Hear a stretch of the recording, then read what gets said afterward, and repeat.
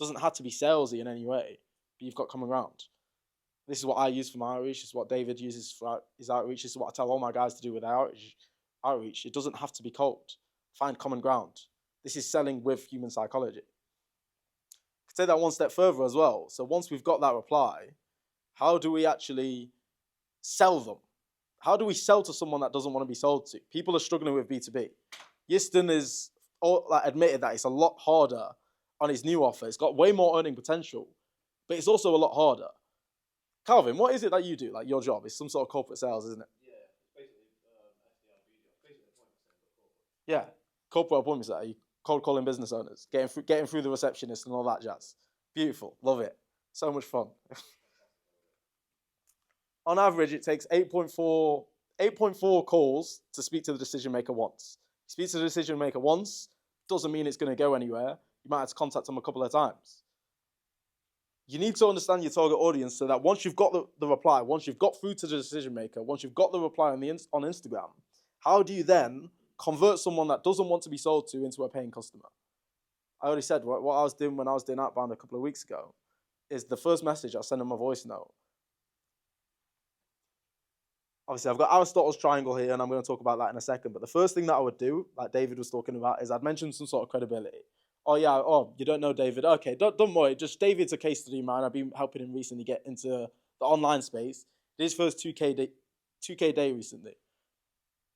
Okay, well, why are you messaging me? Like, what's that got to do with me? Oh, don't worry, bro. I literally don't want anything from you. I'm not trying to sell to you. I'm just trying to make you aware of my product, just in case you've ever got any questions in the future. Am I realistically just going to leave that there and hope that they get back to me in the future? They're never going to do that.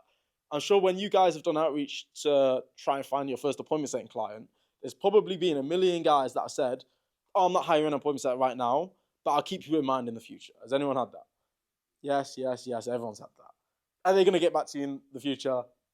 No, they're not. They don't care about you. They forgot about you already. But the beautiful thing about that is you've opened the door, you've built the connection, and there's nothing stopping you from just following up with them. So I would literally take a step back. I'm not selling you anything. Just want to introduce myself in case you're ever interested in the future. The door's open there. The conversation's there. They know my name. They know my face. They might have clicked through my page a little bit. What we can do there is we can actually do something called, we're Spartans. We need to know the battle strategies here. Sales is chess. We can actually do something called a tactical retreat. Tactical retreat, and this is where it comes to using the brain. In B2B sales, Calvin books a sales call with the sales director of Ford or something like that. Let's say the closers go into the Ford office and they have a meeting with him.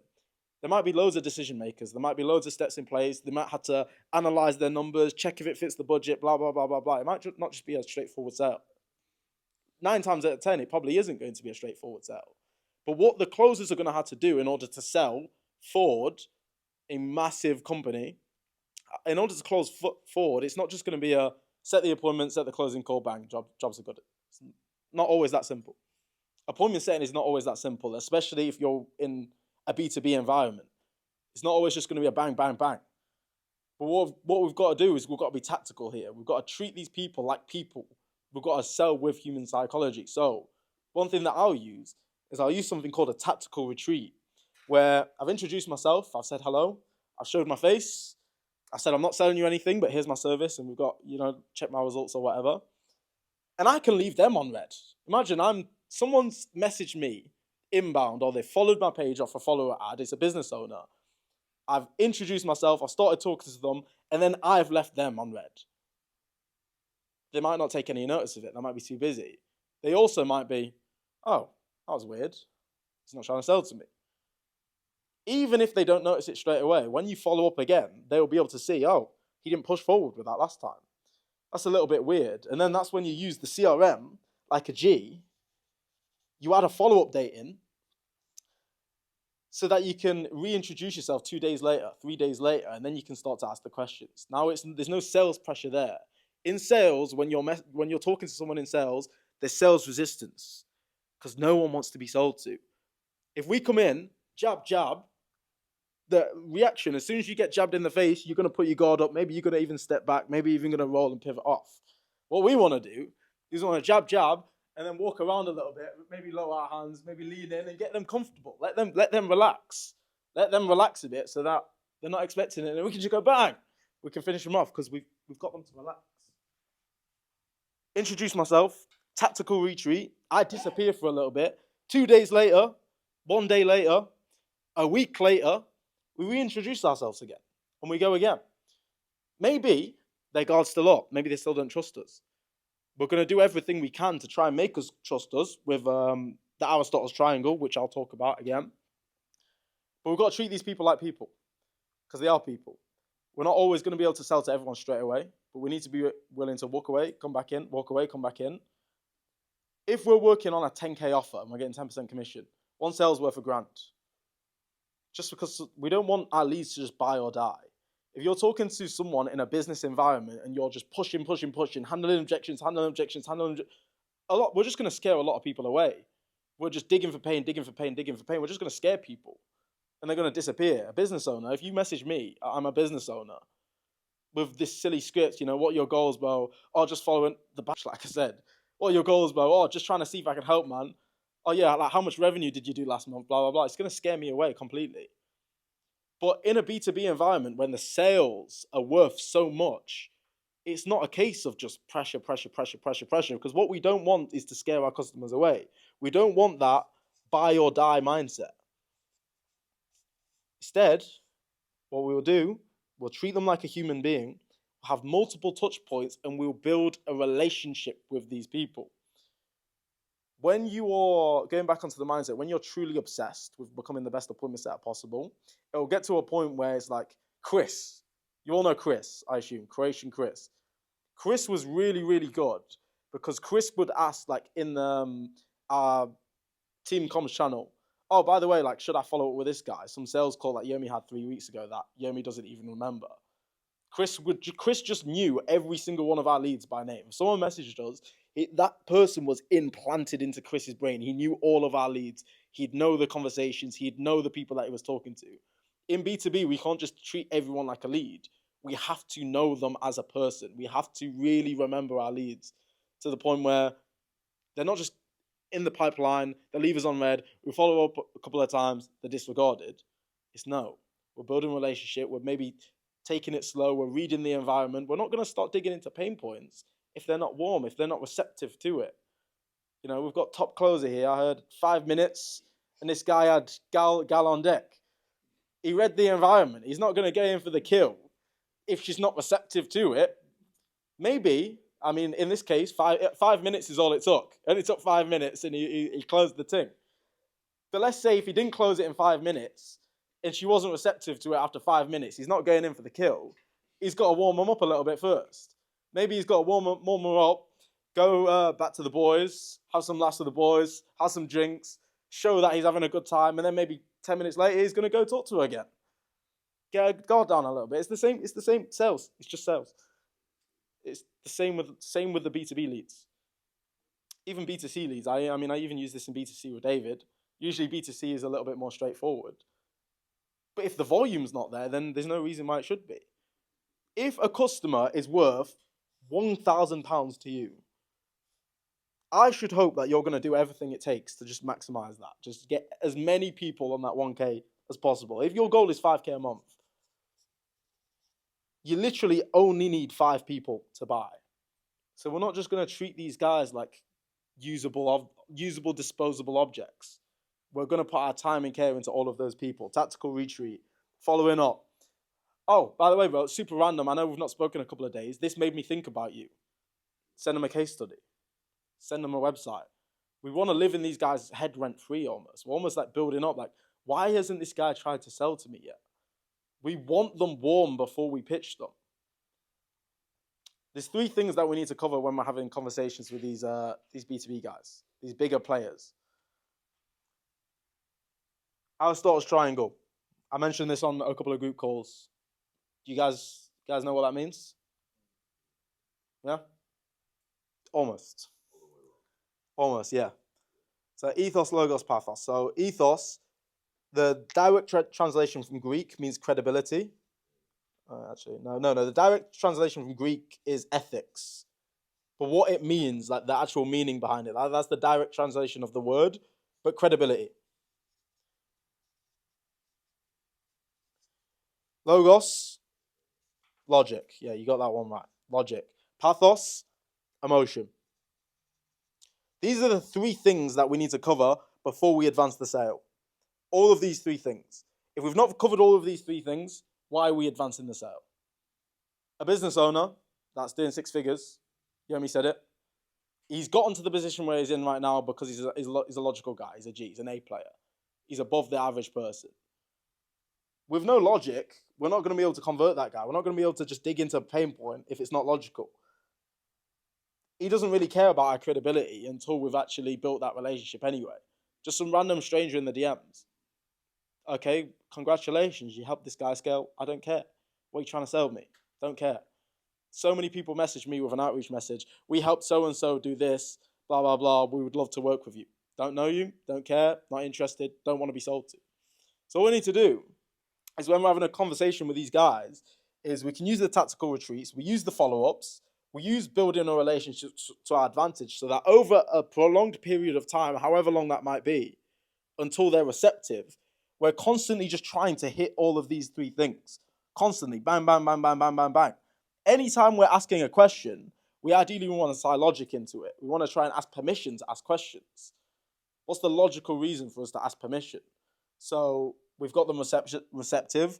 David kind of stole my flow a little bit earlier because I've been having too many coaching calls with him. But that having a reason for asking a question. So they're just asking me, what are your goals or what you're struggling with your business? Just make up something. B2C, let's say you want to qualify someone's income. Asking someone through the DMs, how much money do you make from that job? That's a crazy question. What's your salary? People are funny about that sort of stuff. I don't care. But especially like the older generation, you ask them how much money you're making. That's a bit mad. If they tell me that they're an electrical engineer and all of a sudden I'm like, oh, that's mad. I was literally speaking to an electrical engineer at the bus stop yesterday. He said he's making around $5,000 a month. Is that kind of similar to your situation? Automatically is a much better question to ask. Everything that we do is just triggering these. It can be, okay, today I've triggered this one, and then I'm going to write a follow-up for 2 days. You know, I've told him some of my credibility, and I've told him that I'm not going to sell to him right now. Just introducing myself, just making him aware of what we do. Think we'd really be able to do some great things together in the future. Cool. 2 days later, oh, by the way, bro, I've actually got case studies in the same market as you. It just came into my head all of a sudden. I wanted to send this over. You send that to him. No, I'm not even going to follow up with him. Like, oh, what did you think of the video? Blah, blah, blah, blah. I'm just going to leave it there. Cool. He can watch it or he can't watch it. That's up to him. I'm going to follow up another 2 days later. Oh, bro. I recently just got results for this guy. Just curious, where are you currently at with your business? Like, what's the goal that you're working towards? Just curious. I've got a reason for asking. I've already covered this. I've already covered this. At this point, he's just thinking. I'm just in his head.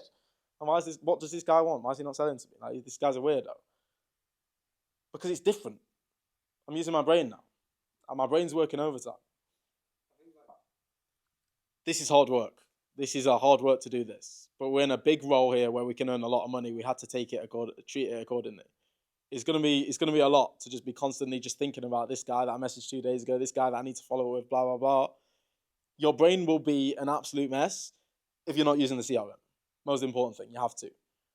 Chris is great at the CRM. I mean, David's getting there. He's getting better. But generally, you can't do this without a CRM. These big companies, how does it work with you? Like, you've got a list of leads. Yep, high level. So if I was cold calling corporate companies and I had a list of 2,000 leads, first thing I'm going to do is I'm going to take 200 of those and I'm going to make those 200 people my priority. I'm not just going to stop burning through 2,000 leads. I'm going to make 200 my focus. And until I know I've really tried everything and I've built relationships and I've really pushed that 200, I'm not even going to think about the rest of them. I'm just going to focus on 200 of them. If one customer's worth 1K to me, I'm thinking, okay, 200 leads right now. All I need is 5 of those to buy. And I'm going to do everything that I can to just give it my all for those 200 guys. Before I cold call a company, out of those 200, the first thing that I'm going to do, and I told Jordan to do this recently because he's cold calling. I was like, okay, you've got all these leads. What's the offer? It's like helping them with their marketing, and it's targeting like tree removal companies or something like that. B2B, cold calling. I told him, Jordan, every single person that you cold call, I want you to literally make a list in front of you of people that are relevant to them. So let's say it's American leads. Let's say we're targeting a tree removal company in California. Find me the industry leader in his market in California so that we can name drop that guy when we literally cold call them. So they're just cold calling the guy. Oh yeah, I'm in conversation with so and so and so and so, the industry leaders of that place. Automatically, it sounds a lot more targeted to them. I'm talking to them now. That's hard work. That's extra work. That's that hard work, that mindset that you've got to do. It's finding mutual ground with them, finding what is relevant to that person. Do some research on these people. In the market, it's very, very well known that you need to personalize your outreach. But what do people do when they personalize their outreach? Is they'll just, hey, Temmie, on the front, really love your content, man. I really liked the video where you was talking about this. Really liked your recent video. Yeah, exactly. Terrible. That's not how to personalize an outreach message. You really liked my content. Okay, like amazing. I'm sure a lot of people do. Instead, if you was to message me saying, "Oh, hi Temmie, like I'm in conversation with Bastian Slot right now, and I know that you're trying to scale your appointment setting program. You just mentioned my like number one competitor. I'm gonna be a little bit curious to know more.